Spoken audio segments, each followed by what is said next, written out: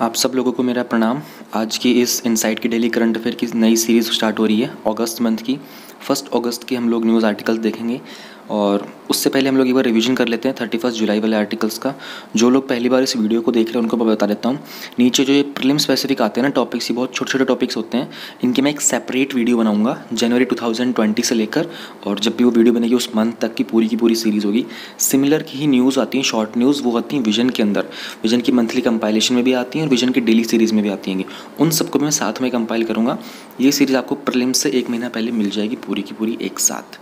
And along with this insight की monthly compilation जो होती है वो डिफरेंट नहीं होती है।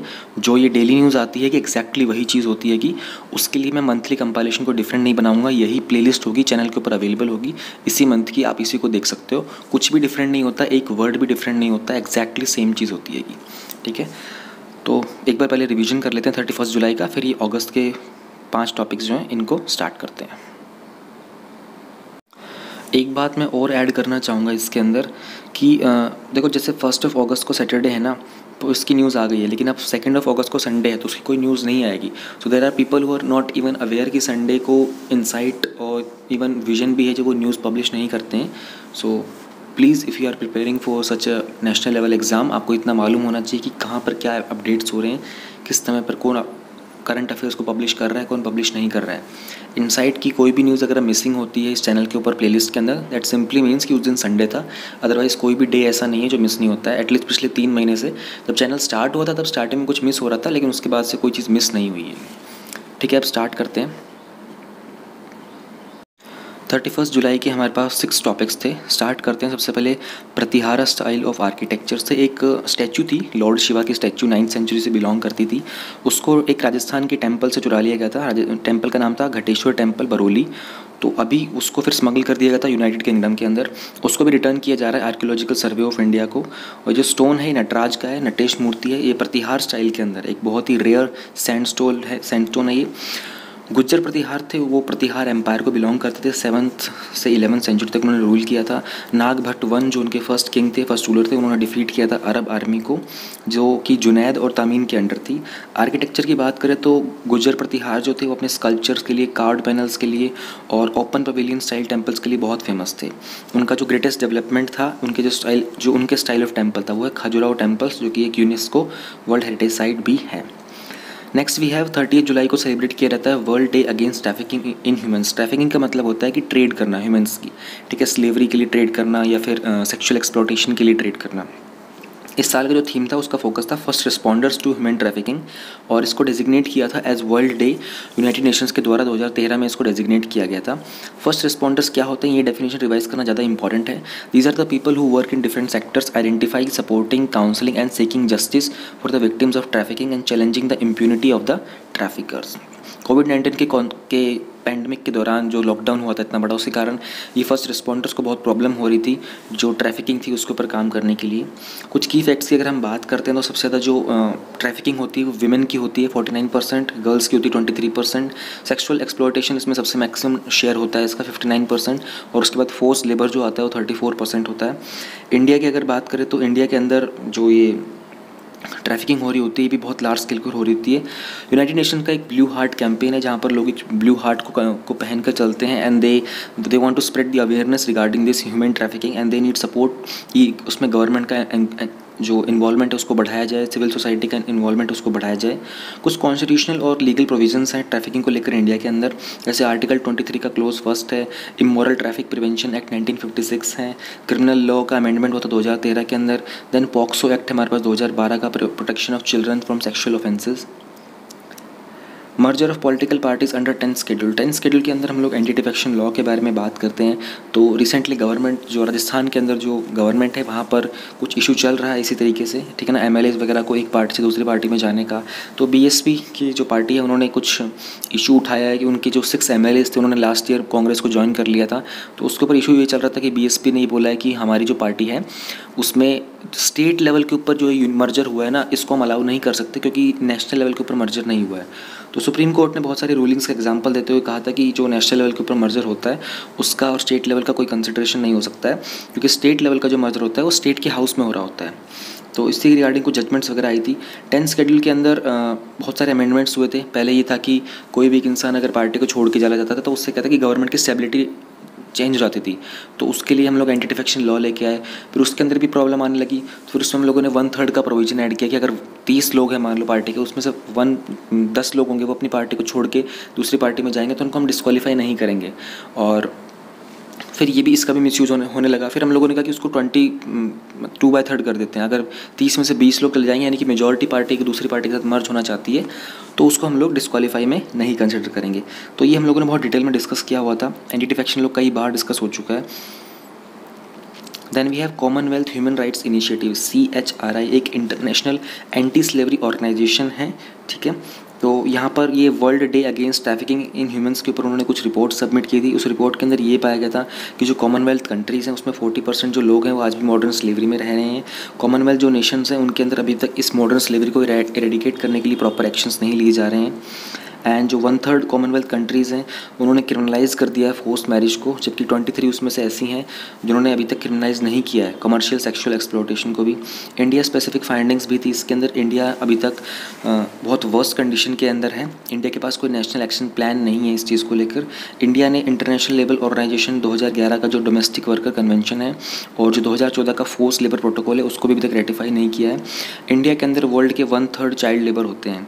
कॉमनवेल्थ ह्यूमन राइट इनिशिएटिव की बात करें तो एक independent non profit non partisan international government है। 1987 में इसको कुछ कॉमनवेल्थ प्रोफेशनल एसोसिएशंस ने फाउंड किया था।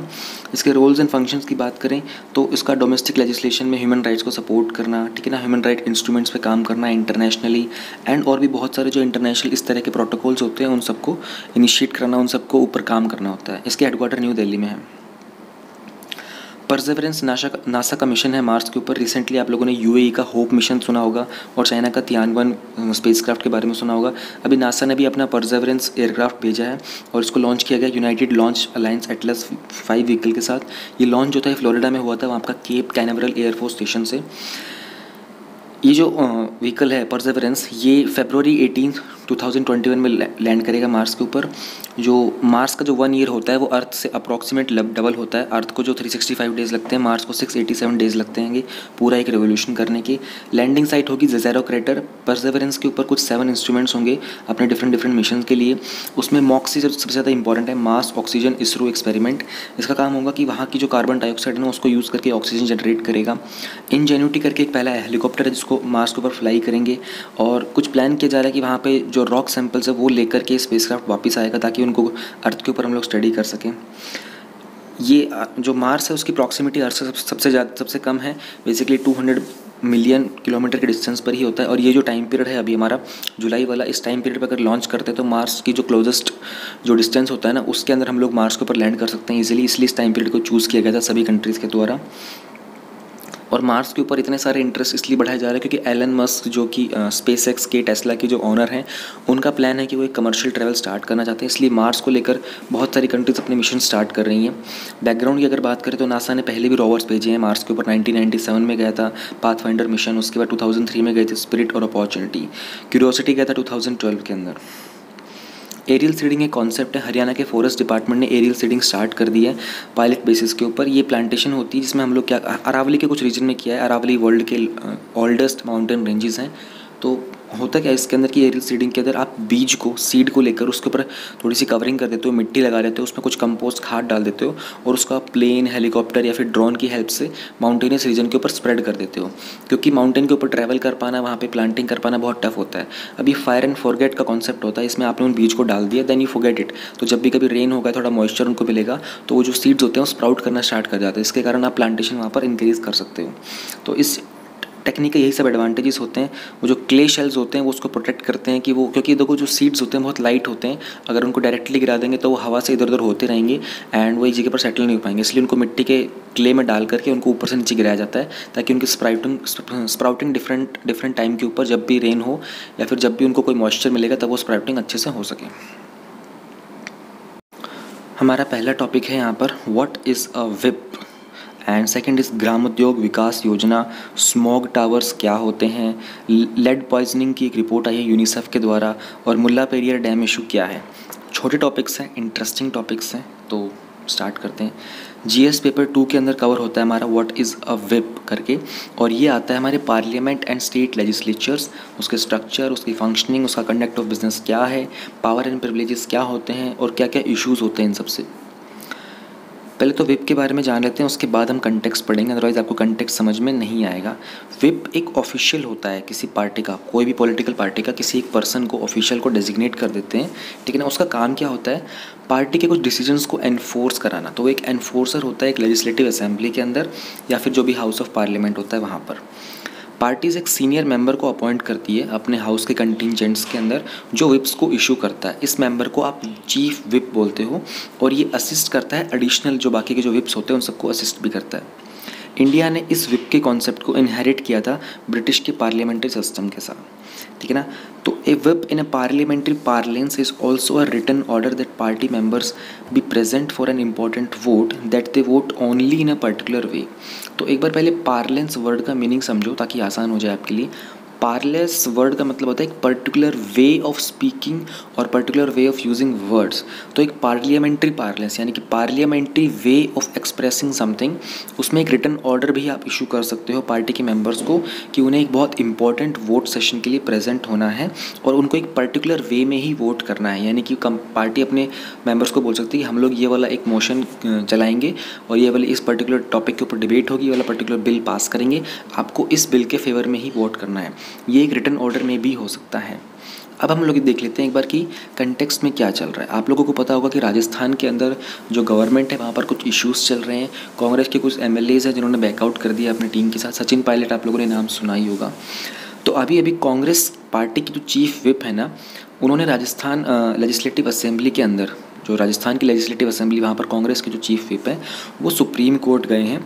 क्यों गए हैं? क्योंकि वहाँ के हाई कोर्ट ने एक डिसीजन लिया था कि उनका जो स्पीकर है, जो उनके स्पीकर हैं लेजिस्लेटिव असेंबली के, उन्होंने एक स्टेटस को मेंटेन करने की बात की है डिस्क्वालिफिकेशन प्रोसीडिंग के अंदर। और वो स्पीकर ने क्यों मेंटेन किया स्टेटस को? क्योंकि वहाँ के स्टेट के हाई कोर्ट ने, राजस्थान स्टेट के हाई कोर्ट ने उनको बोला था, ऐसा डायरेक्शन दी थी, ठीक है। स्टेटस क्वो क्या होता है जानना बड़ा इंपॉर्टेंट होता है। स्टेटस क्वो वर्ड का मतलब होता है, बहुत बार यूज़ होगा आपकी पूरी प्रिपरेशन के अंदर, ये एक लैटिन फ्रेज होता है, ठीक है। इसका मतलब होता है existing state of affairs. To maintain the status quo का सिंपल मतलब होता है कि keep those thing the way they presently are. जैसी जो चीज़ें हैं अभी उनको वैसा ही रहने दो। तो कहीं तो उनको एक रिलीफ मिल गया सचिन पायलट को और उनके साथ जो बाकी एमएलएस थे, क्योंकि स्टेट के हाई कोर्ट ने ये बोल दिया कि इनके अगेंस्ट कोई भी वो डिस्क्वालिफिकेशन का प्रोसेस नहीं चलाना है, इस बार एंटी डिफेक्शन मत लगाओ, ठीक है। इशू क्या है? चीफ विप है, उनके मुताबिक हाई कोर्ट का जो ऑर्डर आया था जुलाई 24 का, ये हमारे कॉन्स्टिट्यूशन बेंच के जजमेंट को वॉयलेट करता है जो सुप्रीम कोर्ट ने दिया था किलहोटो होलहान ऑफ 1992 के केस के अंदर, ठीक है। ये जो वर्डिक्ट है ये कैटेगोरिकली हेल्ड करता है कि कोर्ट को इंटरवीन नहीं करना है किसी भी डिस्क्वालिफिकेशन प्रोसीडिंग्स के अंदर जब तक स्पीकर का एक फाइनल डिसीजन ना आए। देखो, जब डिस्क्वालिफिकेशन होती है तो उसमें क्या होता है कि मान लो एक इंसान को कांग्रेस को छोड़कर, ठीक है ना, और बीजेपी को ज्वाइन कर रहा है, कोई एक पर्सन है। अब उसके पर्टिकुलर रीज़न होने चाहिए वो क्यों छोड़ के आ रहा है, ठीक है ना। अगर पार्टी उसको एग्री करती है तो ठीक है, लेकिन पार्टी को लगता है कि नहीं ये हमको डिफेक्ट कर रहा है, तो पार्टी उसके against anti defection law start करवा देती है, उसको डिस्क्वालीफाई करने की बात की जाती है। डिस्क्वालीफाई करने का डिसीजन किसके पास होता है? स्पीकर जो होते हैं या फिर चेयरमैन होते हैं, जो भी हाउस ऑफ पार्लियामेंट में है तो यहाँ पर लोकसभा के स्पीकर या चेयरमैन होंगे, और लेजिस्लेटिव असेंबली तो वहाँ पर स्पीकर होंगे। स्पीकर डिसाइड करते हैं कि इसको डिस्क्वालीफाई करना है। डिस्क्वालीफाई करने में होता क्या है, बेसिकली उनसे उनकी एमएलए की पोजीशन छीन ली जाती है, ठीक है ना। तो अगर दूसरी पार्टी के मेंबर बन भी जाते हैं तो उनके पास वो एमएलए वाली पोजीशन नहीं रह जाती है, इसको डिस्क्वालिफिकेशन बोला जाता है। तो उसमें जब स्पीकर का डिसीजन आ जाता है ना, उसके बाद ही सुप्रीम कोर्ट उसमें इंटरवीन कर सकता है कि स्पीकर ने जो डिसीजन लिया है वो ठीक लिया है या नहीं लिया है। तो ये वाली चीज़ है। इस केस के अंदर हाई कोर्ट जो कि जिसने इंटरवीन किया था स्टेज के ऊपर, at the stage of notice in the disqualification action. अब विप क्या था मैंने आप लोगों को बता दिया था, ठीक है ना। रोल ऑफ विप्स के बारे में देख लेते हैं। विप का रोल क्या होता है? वो इंश्योर करते हैं कि जो भी फेलो पार्टिकल लेजिस्लेचर्स हैं वो वोटिंग सेशंस को अटेंड करें और अपनी ऑफिशियल जो उनकी ऑफिशियल पॉलिसी होती है उसके अकॉर्डिंग ही वो वोट करें लेजिस्लेटिव असेंबली के अंदर जो भी बिल पास किया गया है। ये नहीं कि आप कांग्रेस के हो सारे के सारे, लेकिन आपका बिल पास हो रहा है तो आप अपने कांग्रेस के बिल को सपोर्ट नहीं कर रहे हो, या फिर बीजेपी का कोई बिल पास हो रहा था बीजेपी वाले आप उसको सपोर्ट ही नहीं कर रहे हो। अगर कोई एक विप को डिसओबे करता है तो क्या किया जाता है? कोई भी लेजिस्लेटर मतलब क्या हो सकता है? एमएलए होता है ना, या फिर एमपी होता है। उसको डिस्क्वालिफिकेशन प्रोसीडिंग्स को फेस करना पड़ता है, ठीक है ना। अगर वो विप को डिसओबे कर देगा तो उसकी पार्टी उसके ऊपर डिस्क्वालिफिकेशन की प्रोसीडिंग्स चला देगी। फिर जो स्पीकर होगा उसको डिसीजन लेना पड़ेगा कि ये जो इंसान है, पर्टिकुलर लेजिस्लेचर है, ये अपनी पार्टी को सपोर्ट नहीं कर रहा है, इसको मुझे डिस्क्वालीफाई करना चाहिए, ठीक है। और उसमें क्या होता है कि disobey the whip of the party unless the number of law makers defying the whip is 2/3 of the party. लेकिन मान लो पार्टी के अंदर 2/3 मेंबर्स थे, उन्होंने ही डिसओबे कर दिया विप को, ठीक है ना। मान लो पार्टी में 30 लोग थे, 30 लोगों में से 20 लोगों ने डिसओबे कर दिया कि नहीं हम तो इसके अगेंस्ट में वोट करेंगे, फिर उनको डिस्क्वालीफाई नहीं कर सकते क्योंकि मेजॉरिटी पार्टी का सपोर्ट है उस डिसीजन को, ठीक है ना। तो ये 2/3 वगैरह की सारे के सारे जो हमारा 10th शेड्यूल है ना, जो 56 अमेंडमेंट के बाद आया था हमारा, जो कि 1985 के अंदर आया था, तब ये सारी की सारी चीज़ें निकल के आई थी, ठीक है ना, कि 2/3 रखना है, 1/3 रखना है, उसके बाद ही चलता वो आया था। तो 1985 का हमारा एक कॉन्स्टिट्यूशन अमेंडमेंट हुआ था, उसके बारे में आपको पता होना चाहिए। 10th शेड्यूल को इंसर्ट किया गया था, इसको हम बहुत पॉपुलरली एंटी डिफेक्शन लॉ बोलते हैं। यहाँ पर हम लोग MP और MLA जो डिफेक्ट करते हैं अपनी पार्टीज़ को, उनको डिस्क्वालीफाई कर सकते हैं।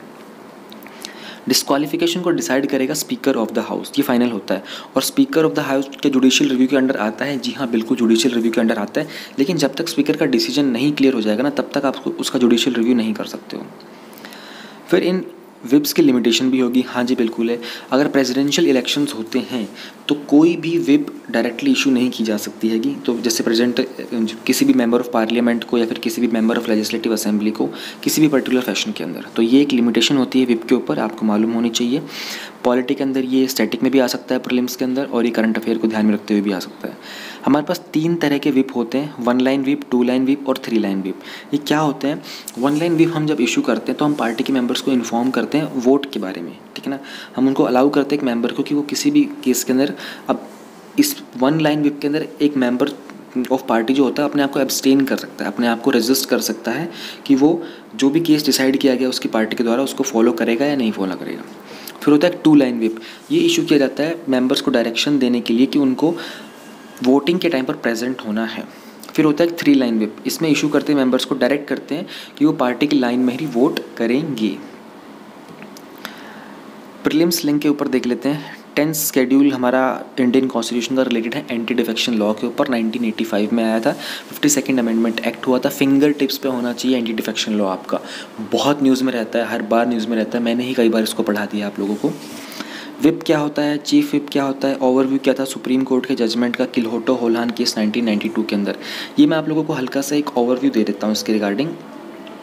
पैराग्राफ 6 होता है ना 10th शेड्यूल के पैराग्राफ 6 का क्लोज 1 है, वहाँ पर ये डिस्क्राइब किया गया कि जो स्पीकर होता है ना उसके पास डिस्क्रिशनरी पावर होती है कि, तो होलोहान केस जो हुआ था, ये केस एक्चुअल में तो हुआ था किहोटो होलोहान वर्सेस जचीलू एंड अदर्स 1992 के अंदर हुआ था। उन्होंने क्वेश्चन किया था सुप्रीम कोर्ट को कि भैया इस 10th शेड्यूल के अंदर आप लोगों ने एक्सट्रीम लेवल की पावर दे रखी है एक स्पीकर को, तो क्या ये जस्टिफाइड है?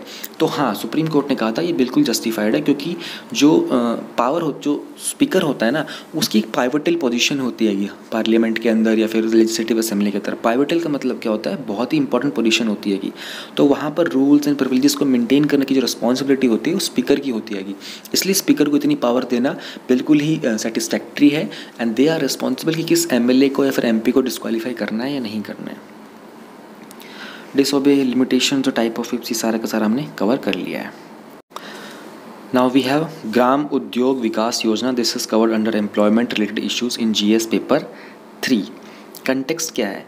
Ministry of micro small and medium enterprises MSME ने अप्रूव किया है एक प्रोग्राम को जो बेनिफिट करेगा हमारे आर्टिजन्स को।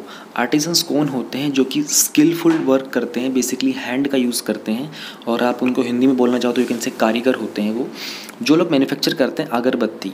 तो ये कवर होता है हमारा ग्राम उद्योग विकास योजना, एक पायलट प्रोजेक्ट है। पायलट प्रोजेक्ट का मतलब होता है टेस्ट प्रोजेक्ट चल रहा है अभी। की पॉइंट्स क्या हैं? इनिशियली 4 पायलट प्रोजेक्ट स्टार्ट किए जाएंगे, जिसमें एक स्टार्ट किया जाएगा north eastern part of the country के अंदर। हर एक का टारगेट होगा कि एक क्लस्टर ऑफ आर्टिजन्स को, यानी कि एक ग्रुप ऑफ आर्टिजन्स को सपोर्ट करें। हम उनको 50 ऑटोमेटिक अगरबत्ती मेकिंग मशीन्स प्रोवाइड करेंगे और 10 मिक्सिंग मशीन्स प्रोवाइड करेंगे। Khadi and village industries commission KVIC उनको ट्रेनिंग प्रोवाइड करेगा और इस पूरे के पूरे काम के अंदर उनको असिस्ट करेगा। इस प्रोग्राम का सिग्निफिकेंस क्या है? इस प्रोग्राम का सिंपल सा सिग्निफिकेंस है आत्मनिर्भर भारत, सेल्फ रिलायंट इंडिया वाला कॉन्सेप्ट, ठीक है ना। हम लोग इंडिया के अंदर अगरबत्ती का प्रोडक्शन इंक्रीज़ करना चाहते हैं ताकि एक सस्टेनेबल एम्प्लॉयमेंट क्रिएट कर सकें। जो भी ट्रेडिशनल आर्टिजन्स होते हैं उनके लिए, उनको हम लोग एक रेगुलर एम्प्लॉयमेंट प्रोवाइड करेंगे, उनकी वेजेस, उनकी तनख्वाह के अंदर इंक्रीज़ करेंगे। इससे क्या होगा कि डोमेस्टिक अगरबत्ती इंडस्ट्री को एक बूस्ट मिलेगा कंट्री के अंदर, और जो हमारा इम्पोर्ट होता है, जो हमारा डिपेंडेंस होता है इवन अगरबत्ती के ऊपर, वो हम रिड्यूस कर पाएंगे। तो ये इसका बेनिफिट है। वैसे ये वाला टॉपिक मुझे लगता है बहुत छोटा है, इसको इन्हें नीचे फैक्ट फॉर प्रीलिम्स के अंदर ऐड कर देना चाहिए था, यहाँ कोई बड़ा टॉपिक आ सकता था। Now we have what are smog towers and this thing is cover under conservation and pollution related issues.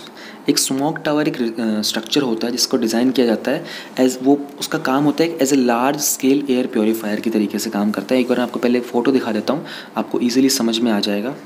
ये देखिए, इस तरीके का एक ये स्मॉग टावर होता है। इसमें क्या होता है कि ये जो पॉइंट्स होते हैं ना ऊपर वाले, इन सब में फ़ैन लगे हुए होते हैं, ठीक है। अब ये फ़ैन क्या करते हैं कि ये हवा को अंदर की तरफ खींचते हैं। यहाँ पर तो आई थिंक कोई डिस्प्ले बोर्ड लग रहा है, तो ये ऊपर का स्पेस भी हो सकता है, बहुत सारे होते हैं तो, और इसके साइजेस भी बहुत सारे वेरियस होते हैं। इसका एक सिंपल सा फंक्शन होता है, इसके ऊपर मल्टीपल लेयर के फिल्टर लगे होते हैं इसके अंदर, ठीक है। ये जो भी फाइन डस्ट पार्टिकल्स होते हैं ना एयर के अंदर सस्पेंडेड होते हैं, उन सबको ट्रैप कर लेते हैं। फिर वो सारे के सारी एयर जो होती है इसके अंदर से पास करती है, नीचे की तरफ आती है फिल्टर होकर, और नीचे की तरफ से उसको आउट कर दिया जाता है, ठीक है। न्यूज़ में ये रिसेंटली क्यों है, सुप्रीम कोर्ट ने लास्ट ईयर डायरेक्शंस दिए थे अथॉरिटी को कि कुछ ऐसे मेजर्स लो। ये दिल्ली गवर्नमेंट को भी बोला था, सेंट्रल पॉल्यूशन कंट्रोल बोर्ड को भी बोला था कि कॉम्प्रिहेंसिव प्लान बताओ कि किस तरीके से कैपिटल के अंदर हम लोग स्मॉग टावर्स इंस्टॉल करेंगे। जनवरी के अंदर कोर्ट ने डायरेक्ट किया था कि 2 टावर जो है वो इंस्टॉल किए जाने चाहिए कैपिटल के अंदर बाय अप्रैल, और पायलट प्रोजेक्ट बेसिस के ऊपर। हालांकि इस टाइमलाइन को अभी तक पूरा नहीं किया गया है। तो क्या ये हेल्पफुल होते हैं? हाँ, स्मोक टावर जो होते हैं वो जब इनका एक्सपेरिमेंट किया गया था तो बहुत हेल्पफुल थे। रिसेंट ईयर्स में देखा गया था कुछ सिटी जैसे कि नेदरलैंड्स हो गया, चाइना, साउथ कोरिया, पोलैंड। पहला जो टावर ऐसा इरेक्ट किया गया था वो था 2015 के अंदर रॉटरडम नेदरलैंड्स के अंदर। वो फिल्टर कर सकता है 30,000 cubic metres air per hour अपने आसपास की। एक्सपर्ट ने ये भी कहा है कि ये जो टावर्स होते हैं ना, ये क्लियर एयर जोन्स भी क्रिएट कर देते हैं सिटी के अंदर। एक टावर जो होता है वो 50% तक हमारे जो पीएम होता है ना, पार्टिकुलेट मैटर बोलते हैं, PM10, PM2.5, उसका लोड रिड्यूस कर सकता है। फाइन डस्ट पार्टिकल जो सस्पेंड होते हैं एयर के अंदर, एक एरिया जो कि एयर 1 किलोमीटर तक स्प्रेड होता है ना विंड की डायरेक्शन के अंदर, उसको क्लीन कर सकता है। As well as 200 metre each along the sides of the tower against the direction of the wind. Even अगर विंड की डायरेक्शन ऑपोजिट होती है तो उसमें भी ये 200 मीटर के आसपास के एरिया को क्लीन कर सकता है। दिल्ली को इस तरह के मेजर्स की रिक्वायरमेंट क्यों है? एयर पॉल्यूशन जो है हमारे नेशनल कैपिटल के अंदर वो एक हमेशा से एक कंसर्न का इशू रहा है, ठीक है ना। कुछ समय के दिल्ली की बात करें और उसके सब अर्बन एरियाज़ की बात करें तो ये मोस्ट पॉल्यूटेड सिटीज़ में काउंट होता है फ्रीक्वेंटली। और सिंस 2014 WHO जो है वो डिक्लेयर करता आ रहा है दिल्ली को as a top most polluted city in the world. Pollution levels जो हैं दिल्ली के अंदर वो ड्रामेटिकली इंक्रीज़ कर जाते हैं विंटर के टाइम पर। कुछ दिनों के लिए तो ऐसा भी होता है कि 10 टाइम्स मल्टीपल हो जाते हैं, जो भी WHO ने लिमिट्स प्रिस्क्राइब किए उसके भी 10 टाइम्स चले जाते हैं। तो ये बहुत ही सीरियस रिस्क होता है हमारी हेल्थी पॉपुलेशन को। इस तरह के हाई पॉपुलेशन लेवल्स का रीज़न क्या होता है? कंस्ट्रक्शन वर्क बहुत हो रहा होता है, उसके कारण डस्ट पार्टिकल्स सस्पेंड हो जाते हैं। इंडस्ट्रियल वर्क हो रहा होता है, व्हीकल्स की मूवमेंट हो रही होती है। फिर सिचुएशन एग्रेवेट का मतलब होता है कि और ज़्यादा बदतर हो जाना, ख़राब हो जाना, वो विंटर में हो जाती है। कि वाई? क्योंकि जो स्मोक होती है ना स्टबल बर्निंग से, हमारे जो नॉर्थ वेस्टर्न स्टेट होता है उनमें खेतों की जो फसल हो जाती है ना, उस कटने के बाद जो बच जाता है स्टबल, उसको बर्न कर देते हैं फार्मर्स। उसके कारण क्या होता है कि बहुत सारा अनवांटेड स्मोक जो होता है वो कलेक्ट हो जाता है। फिर टेम्परेचर उस टाइम पे लो होता है, काम विंड्स होती हैं, सनी डेज कम होते हैं, तो वो एक स्मोक की फॉर्म में जाता है। स्मोक एक्चुअल में होता क्या है? स्मोक बनता है स्मोक SMOKE प्लस फोग को मिलाकर।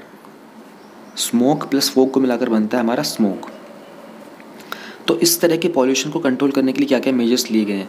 परसुएडिंग फार्मर्स जो कि पंजाब और हरियाणा में हैं उनको बोला गया कि वो मैकेनिकल ऑल्टरनेटिव्स यूज़ करें अपने स्टबल बर्निंग के लिए। और थर्मल पावर स्टेशन जो हैं दिल्ली के अंदर उनको क्लोज़ करने की बात की गई है। कुछ इंडस्ट्रीज़ को बोला गया कि वो पाइप्ड नेचुरल गैस का यूज़ करें। और कुछ कंट्रोल मेजर्स लिए गए हैं ग्रेडेड रिस्पॉन्स एक्शन प्लान के अंडर, जहाँ पर पॉल्यूशन लेवल स्पाइक करते हैं। प्रीलिम्स के अंदर देख लेते हैं नेशनल क्लीन एयर प्रोग्राम के बारे में। तो जो नेशनल क्लीन एयर प्रोग्राम है इसको लॉन्च किया गया था मिनिस्ट्री ऑफ एनवायरनमेंट के द्वारा, ठीक है ना। इसका ये 2017 में लॉन्च किया गया था। ऑलराइट। और ये एक पॉल्यूशन कंट्रोल इनिशिएटिव है, ठीक है, जिसका काम था कि जो भी हमारे पर्टिकुलेट मैटर होते हैं ना, जो कि PM10 होता है और PM2.5 होता है, इन सबको एटलीस्ट 20% तक नेक्स्ट 5 ईयर्स के अंदर रिड्यूस करना है, जो भी फाइन पार्टिकल्स होते हैं। और इसका जो बेस ईयर था वो 2017 था, ठीक है ना। रिपोर्ट्स इन्होंने कहाँ से कलेक्ट की थी? नेशनल क्लीन एयर प्रोग्राम के अंदर जो भी WHO ने डेटा दिया था ना 102 सिटीज़ का, 23 स्टेट्स वगैरह का, उनको इन्होंने चूज़ किया गया था। प्लस इसमें पार्टिसिपेट कौन कौन करता है नेशनल क्लीन एयर प्रोग्राम के अंदर? इसमें not just ministry of environment, बल्कि हमारा मिनिस्ट्री ऑफ रोड ट्रांसपोर्ट हो गया है, ठीक है, मिनिस्ट्री ऑफ पेट्रोलियम हो गया, नेचुरल गैस हो गया, ministry of new and renewable energy हो गया, मिनिस्ट्री ऑफ हैवी इंडस्ट्रीज़ हो गया, ये सारे के सारे काम करते हैं। Even ministry of health, ministry of agriculture, NITI Aayog, central pollution control body, सबके सब इसमें पार्टिसिपेट करते हैं। Who releases national air quality index? हमारा नेशनल एयर क्वालिटी इंडेक्स को रिलीज़ करता है हमारा CPCB, ठीक है, जिसके बारे में हम लोगों ने जस्ट अभी अभी बात की थी। और नेक्स्ट हमारा जो क्वेश्चन है वो है कॉम्पोजिशन क्या है हमारे CPCB के बारे में। तो कॉम्पोजिशन कुछ ऐसा होता है, CPCB को एक चेयरमैन लीड करते हैं, ठीक है, चेयरमैन को फॉलो करते हैं मेंबर सेक्रेटरी होते हैं, ठीक है, और उसके बाद अदर मेंबर्स भी होते हैं। CPCB बहुत सारे अपने फंक्शंस परफॉर्म करता है, उसके डिफरेंट 9 मेजर प्रोजेक्ट बजट के हेड्स भी होते हैं। तो इसमें 9 मेजर प्रोजेक्ट्स होते हैं, फिर उनके प्रोजेक्ट बजट के हेड्स भी होते हैं। और बजट के हेड की अगर बात करूँ तो किस तरह के प्रोजेक्ट्स होते हैं, देखो, जैसे कि पॉल्यूशन का असेसमेंट करना, ठीक ना, सर्वे करना, मॉनिटरिंग करना, रिसर्च और डेवलपमेंट हो गया, लेबोरेटरी मैनेजमेंट हो गया, एंड उसके बाद ट्रेनिंग हो जाता है, पॉल्यूशन कंट्रोल टेक्नोलॉजी हो जाता है, देन मास अवेयरनेस पब्लिकेशंस हो जाते होंगे, फिर हैज़ार्ड वेस्ट मैनेजमेंट हो गया है। इस तरह के जो होते हैं प्रोजेक्ट हेड्स होते हैं इसके अंदर। अगर हम बात करें कि फंक्शंस क्या होते हैं, सिंपल सी बात है कि CPCB है, एक पॉल्यूशन कंट्रोल बोर्ड है, इसका एक बहुत बेसिक फंक्शन होगा, ये एडवाइस करेगा सेंटर और स्टेट गवर्नमेंट को जो भी मैटर्स होते हैं हमारे, किस तरीके से हम लोग एयर और वाटर दोनों पॉल्यूशन को प्रिवेंट करें, इम्प्रूव करें और कंट्रोल करें। फिर एयर एंड वाटर पॉल्यूशन को प्रिवेंट करने के लिए बहुत सारे प्रोग्राम्स की प्लानिंग करना भी CPCB के फंक्शन के अंदर आता है, ठीक है ना। इसके अलावा जो भी टेक्निकल रिपोर्ट्स होती हैं उनको कलेक्ट करना, कंपाइल करना, पब्लिश करना। मैं ये वाली चीज़ें आपको दिखा नहीं रहा हूँ, आपको बोल रहा हूँ ताकि आप सुन के उन चीज़ों को अपने ब्रेन में स्टोर करने की कोशिश करो। Then what is natural gas? Next हमारे पास आता है नेचुरल गैस क्या होता है। नेचुरल गैस जो होती है ये एक नेचुरल अकरिंग हाइड्रोकार्बन का गैस मिक्सचर होता है, ठीक है ना, जिसमें प्राइमरीली मीथेन होता है, उसके अलावा प्रोपेन, ब्यूटेन भी होते हैं, बहुत सारी चीज़ें होती हैं। कॉमनली इसके अंदर वेरिंग अमाउंट्स होते हैं हायर एल्कलीन्स के, ठीक है ना, और एक स्मॉल परसेंटेज होती है कार्बन डाइऑक्साइड भी होता है, इसमें नाइट्रोजन भी होता है, हाइड्रोजन सल्फाइड हो गया, हीलियम हो गया, ये वाली चीज़ें भी होती हैं। एक ओवरव्यू देना है मुझे ग्रेडेड रिस्पॉन्स एक्शन प्लान के बारे में, GRAP। ग्रैप को हम लोगों ने इंस्टीट्यूशनलाइज किया था ताकि जब भी हमारी एयर क्वालिटी डिटेरियोरेट करेगी, ध्यान देना, जब हमारी एयर क्वालिटी डिटेरियोरेट करेगी तब ये मेजर्स लेगा। इसको हम लोगों ने 2016 में फॉर्मुलेट किया था, ठीक है, और इसको नोटिफाई किया गया था 2017 में सेंटर के द्वारा इसकी नोटिफिकेशन के लिए।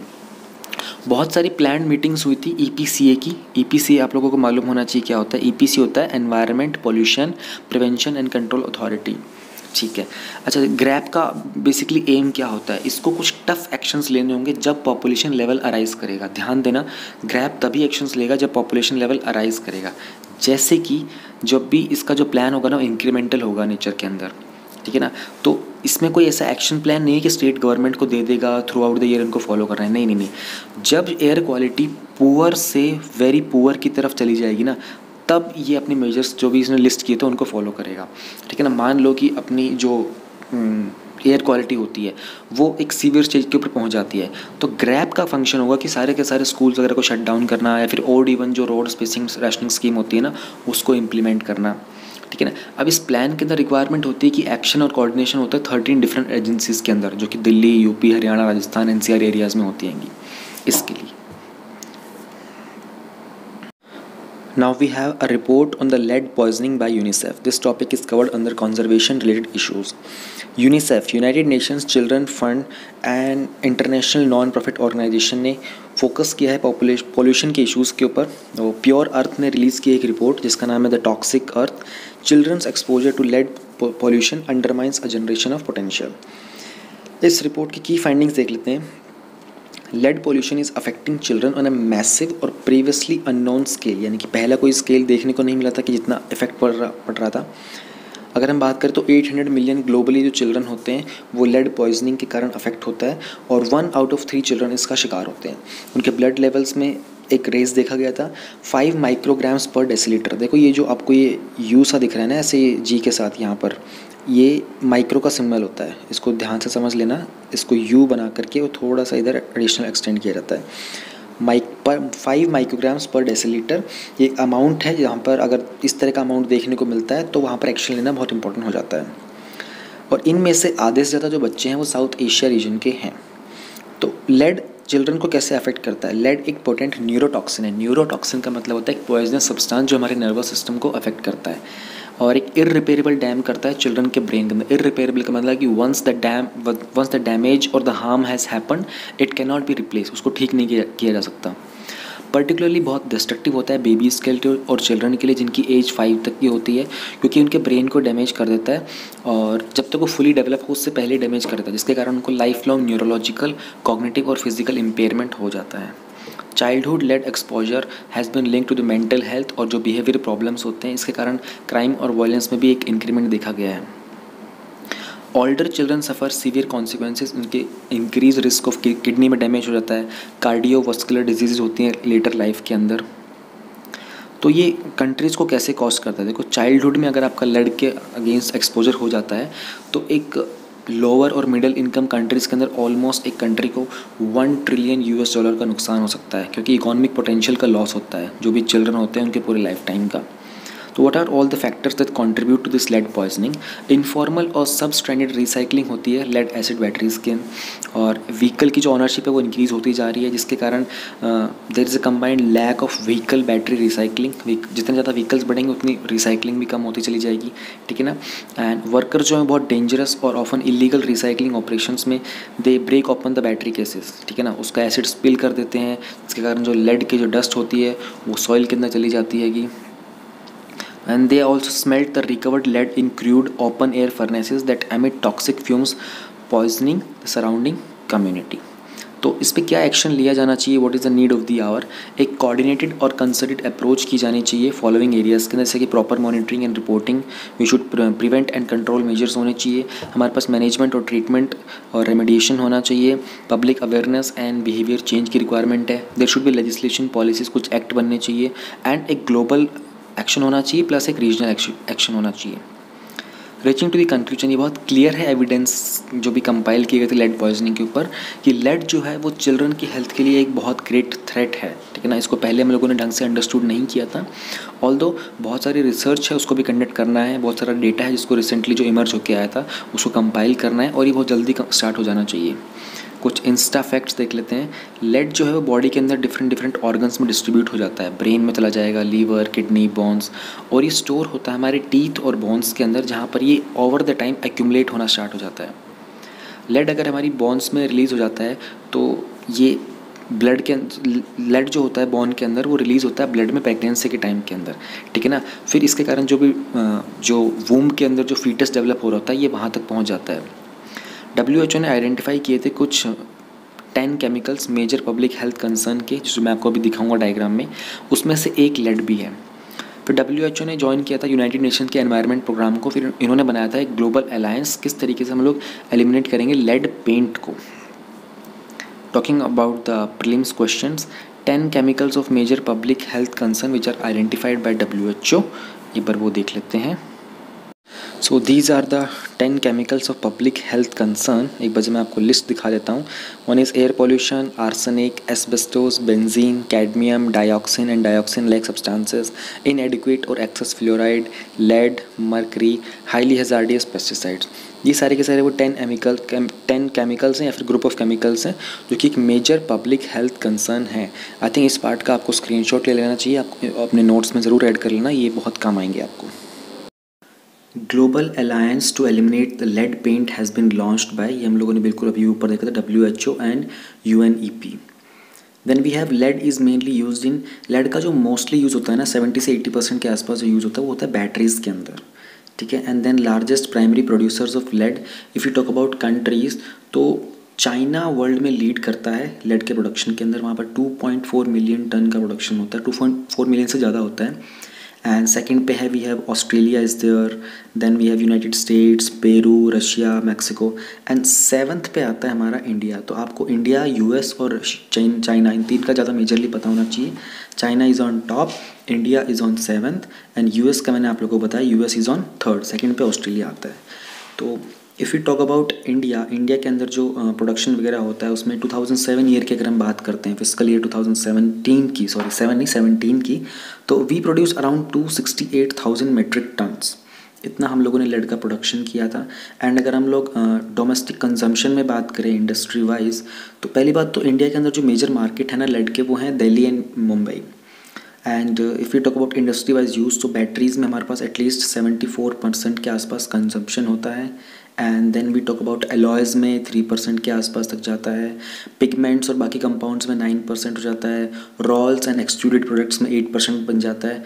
एंड जो रिमेनिंग हमारे पास बच जाता है वो तकरीबन 6% के आसपास वो अदर एक्टिविटीज़ में यूज़ हो जाता है। तो this is all the data about lead production and consumption. Mullaperiyar dam issue, this topic is covered under disaster management. It's a very important topic, काफ़ी कॉन्स्टिट्यूशनल प्रोविजंस में इसमें ऐड हुए हैं, काफ़ी एक लंबा डिस्प्यूट भी रहा है, और कहीं ना कहीं इसमें एनवायरनमेंट इंक्लूडेड है, गवर्नमेंट इंक्लूडेड है, लोकल्स इंक्लूडेड है, and so many things are out there. Supreme Court has decided to consider the plea demanding the reduce in the water level in the Mulla Periyar Dam during the monsoon। एक plea file किया गया था supreme court के अंदर, उसमें demand रखी गई थी कि जो वाटर लेवल है मुल्ला पेरियार डैम का, उसको मानसून के टाइम पर उसका लेवल, वाटर लेवल थोड़ा सा रिड्यूस कर दिया जाए। देखो मुल्ला पेरियार डैम की जो मैक्सिमम लिमिट है ना वो है 152 फीट तक की, तब वहाँ तक का पानी इसमें फील्ड कर सकते हो। एक बार बैकग्राउंड देख लेते हैं क्या था ये। इस पिटीशन को फाइल किया था वहाँ के एक रेजिडेंट ने, इदुक्की डिस्ट्रिक्ट ने, जो कि केरला का है। उनकी डिमांड थी कि जो वाटर लेवल है मुल्ला पेरियार डैम के अंदर उसको 130 फीट तक रिड्यूस कर दो, क्योंकि यहाँ पर अर्थक्वेक्स का बहुत डेंजर है, और मानसून जैसे जैसे प्रोग्रेस करता है स्टेट के अंदर वहाँ पर फ्लड आने के चांसेस बहुत ज़्यादा बढ़ जाते हैं। मुल्ला पेरियार डैम के बारे में थोड़ी सी चीज़ें जान लेते हैं। ये वैसे तो केरला के अंदर लोकेटेड है, लेकिन इसको ऑपरेट कौन करता है? तमिलनाडु करता है। क्यों ऑपरेट करता है? एक 1886 का लीज इंडेंचर है 999, यानी कि तकरीबन 1000 साल के लिए, जिसको पेरियार लेक लीज एग्रीमेंट बोलते हैं। इसको साइन किया था महाराजा ऑफ ट्रवनकोर और जो सेक्रेटरी स्टेट ऑफ इंडिया थे उन्होंने, पेरियार रिवर के इरिगेशन वर्क के लिए, पेरियार रीजन के। कंस्ट्रक्शन जो हुई थी इस डैम की हुई थी 1887 से 1895 के बीच में। डैम क्या करता है कि रीडायरेक्ट करता है रिवर के फ्लो को बे ऑफ बंगाल की तरफ, रादर देन जब वो पानी अरेबियन सी में जाना चाहिए, डैम उसको रीडायरेक्ट कर देता है बे ऑफ बंगाल की तरफ। इसके कारण क्या होता है, जो मदुरई रीजन होता है ना मद्रास प्रेसिडेंसी का, वहाँ पर पानी मिल जाता था। तो जो डैम है वो एक कॉन्फ्लुएंस का मतलब एक जंक्शन है मुल्लर और पेरियार रिवर्स का, केरला के इदुक्की डिस्ट्रिक्ट के अंदर वहाँ पर लोकेटेड है। मैं आपको इसकी कुछ इमेजेस दिखा देता हूँ, आपके लिए आसान हो जाएगा। So in this map as you can see, this is Kerala region, ठीक है। ये जो ऑरेंज पार्ट के अंदर है, ग्रीन पार्ट में Tamil Nadu is there, and the upper region we have Karnataka. At this place if you look at it, this is Mullaperiyar dam. मैं आपको इसको थोड़ा सा और डिटेल में दिखा देता हूँ। And if you look at this map, तो यहाँ पर आपको दिखाई देगा कि ये पूरा का पूरा जो है केरला रीजन है, ठीक है। एंड यहाँ पर ही मुल्ला पेरियार डैम है हमारा, this is Periyar river flowing here, and from this जो वाटर है वो कैनाल के थ्रू तमिलनाडु में भेजा जाता है, this is Vaigai dam. And from here यहाँ से होता हुआ वैगई रिवर के साथ मदुरई रीजन को पास करके और तमिलनाडु में, एंड देन यहाँ से सीधा का सीधा ये अरेबियन सी में, सॉरी इधर बे ऑफ बंगाल में फॉल करता है। So you are well aware of this Mullaperiyar dam location now. फिर इस डैम का इशू क्या है? देखो जो लीज एग्रीमेंट था ये रिन्यू किया गया था 1970 के अंदर, दोनों ही तमिलनाडु और केरला के द्वारा, ताकि कुछ फॉर्मर राइट्स थे वो लैंड एंड वाटर के डैम के लिए, उसके रिगार्डिंग। बिसाइड जो अथॉरिटीज़ थी उन्होंने डेवलप किया था एक हाइड्रो पावर प्रोजेक्ट इस साइट के ऊपर। इसके रिटर्न में केरला को कुछ रेंट मिलता है तमिलनाडु की साइड से। पहली बार इसमें कुछ क्रैक्स देखे गए थे 1979 के अंदर, जब एक माइनर अर्थक्वेक के कारण यहाँ पर कुछ हलचल हो गई थी। Central water commission which comes under government of India, उन्होंने एक स्टडी किया था और रिकमेंड किया था कि जो वाटर के लेवल हैं इस डैम के रिजर्वायर के अंदर, उनको 142 फीट से रिड्यूस करके 136 फीट कर दिया जाए। अगर डेफिनेटिव मेजर्स इंप्लीमेंट किए जाएंगे तभी तमिलनाडु का एडमिनिस्ट्रेशन इसके वाटर के लेवल्स को इंक्रीज़ कर सकता है इसकी फुल कैपेसिटी के अंदर, विच इज़ 152 फीट। तमिलनाडु का इसके ऊपर क्या कहना है? तमिलनाडु का क्लेम है कि उन्होंने सारे के सारे जो मेजर्स बताए गए थे इसको स्ट्रेंथन करने के लिए डैम को, वो सारे के सारे उन्होंने अंडरटेक किए हैं। एंड द केरला गवर्नमेंट ने अभी इनका ब्लॉक कर दिया कि किसी भी अटेम्प्ट के अंदर कि किस तरीके से वो रिजर्वोयर का वाटर को लेवल को इंक्रीज़ करें, जिसके कारण मदुरई के फार्मर्स को लॉस हो रहा है। तो इसलिए तमिलनाडु ने कंप्लेन की है कि हम लोगों ने जो भी आपने मेजर्स बताए थे हमने सारे के सारे ले लिए हैं मेजर्स, बट स्टिल हमको वाटर का लेवल इंक्रीज़ नहीं करने दिया जा रहा है, हमारे फार्मर्स को इसके कारण नुकसान हो रहा है। केरला ने इस बात पर क्या आर्ग्यूमेंट दिया है? केरला ने किया कि कुछ फियर्स हैं कि जो वहाँ के रहने वाले रेजिडेंट्स हैं डाउन स्ट्रीम के अंदर, क्योंकि ये अर्थक्वेक प्रोन डिस्ट्रिक्ट है इदुक्की का, अगर वहाँ पर कल को, और साइंटिस्ट ने भी इस बात पर आर्ग्यू किया है कि अगर कोई अर्थक्वेक आता है इस रीजन के अंदर 6 मतलब जो रिएक्टर स्केल की रीडिंग होती है उसके ऊपर का, तो अराउंड 3 मिलियन 3 लाख के आसपास ऐसे लोग होंगे जो ग्रेव डेंजर की कैटेगरी में फॉल करेंगे। सुप्रीम कोर्ट ने इसके ऊपर क्या अपना वर्डिक्ट दिया? 2006 में सुप्रीम कोर्ट ने तमिलनाडु के ऊपर सैंक्शन लगा दिए थे कि वो वाटर लेवल को 120 फीट तक रेज कर सकते हैं, ठीक है। एंड इन रिस्पॉन्स के अंदर केरला ने अमेंड किया था अपना 2003 का Kerala irrigation water conservation act, उसमें इन्होंने रेस्ट्रिक्ट कर दिया था वाटर लेवल को 136 फीट तक। फिर 2012 के अंदर एपेक्स कोर्ट ने एक कमेटी को अपॉइंट किया। उन्होंने कहा कि जो डैम था वो स्ट्रक्चरली और हाइड्रोलॉजिकली सेफ़ है, और तमिलनाडु की गवर्नमेंट को परमिशन दे दी थी कि वाटर लेवल को 142 फीट तक रेज फिर से कर सकते हैं। तो पहले सुप्रीम कोर्ट ने उसको परमिशन दी तमिलनाडु को, फिर केरला ने अपना उसके ऊपर अमेंडमेंट कर दिया कि हम 136 लेके आएंगे, फिर सुप्रीम कोर्ट ने कमेटी बनाई और उसको दोबारा से 142 कर दिया। 2014 के अंदर कोर्ट ने एक अमेंडमेंट जो था ना 2003 का केरला वाला, इसको भी स्ट्राइक डाउन कर दिया और बोला कि ये बहुत अनकॉन्स्टिट्यूशनल मेथड है आपका। सुप्रीम कोर्ट ने डायरेक्ट किया था सेंटर को और गवर्नमेंट को, केरला तमिलनाडु की को, कि वो 3 पैनल्स को सेटअप करेंगे जहाँ पर कंटिजेंसी प्लान रखा जाएगा कि अगर डिजास्टर होता है तो हमें क्या एक्शन लेने होंगे। कंक्लूजन क्या है? इवन आफ्टर दिस वर्डिक्ट जो लेटेस्ट डेवलपमेंट्स हैं वो ये दिखाते हैं कि जो मुल्ला पेरियार डैम है वो एक it continues to be bone of contention. Bone of contention का मतलब होता है this is something a subject of disagreement between Tamil Nadu and Kerala. बहुत सारे मल्टीपल इंटरप्रिटेशंस हैं हर एक चीज़ के, 1886 एग्रीमेंट से लेकर और प्रोजेक्ट की स्ट्रक्चरल सेफ्टी को लेकर। Location of Mullar Periyar River, location of Mullar Periyar Dam, who manages the dam, Tamil Nadu, about 1886 Periyar Lake Lease Agreement done, Interstate River Water Dispute Act के बारे में थोड़ा सा देख लेते हैं। Interstate river water dispute act जो है हमारा ये 1956 का एक्ट है। पार्लियामेंट ऑफ इंडिया ने इसको इनेक्ट किया था, अंडर आर्टिकल 262 आता है कॉन्स्टिट्यूशन ऑफ इंडिया के।